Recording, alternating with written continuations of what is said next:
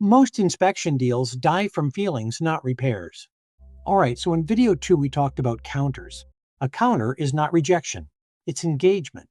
It's the seller saying, we're still here, just not those exact terms. Now let's talk about the next place deals fall apart. Inspections. And honestly, most deals don't blow up because of the repair. They blow up because of the feelings around the repairs. Here's the mindset shift. Inspection is just another stage of negotiation. Same game, new round. Here's what's happening under the surface. Buyers get scared. What if this house is a money pit? Sellers get offended. Are they saying my home is garbage? And agents get nervous because we can feel the deal wobble. Your job in that moment is simple. Be the neutral adult. You don't match their emotion. You don't escalate. You regulate. One of the strongest truths in negotiation is this. The strongest negotiator is the one willing to lose the deal. Not because you want to lose it, but because you're not negotiating from need. When you need the deal, you get reactive. When you're calm, you get strategic. So when the inspection report comes in, don't let it turn into something personal. Just sort it. 4 buckets. Safety, structural, systems, roof, HVAC, plumbing, electrical, cosmetic.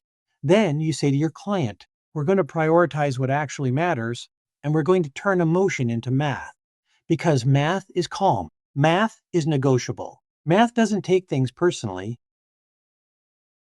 And most of the time, a credit is cleaner than doing the repairs.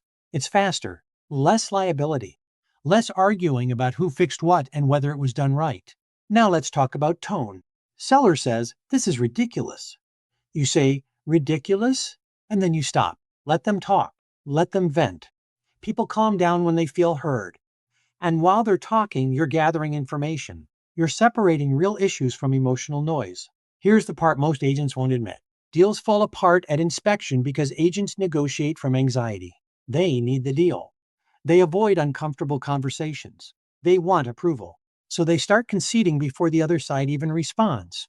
That's negotiating against yourself. Again, this is where discipline wins. Systems outlive motivation. Discipline equals freedom. Do what you don't want to do when you don't want to do it.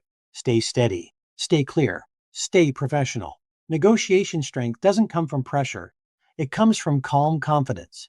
It's not you versus them.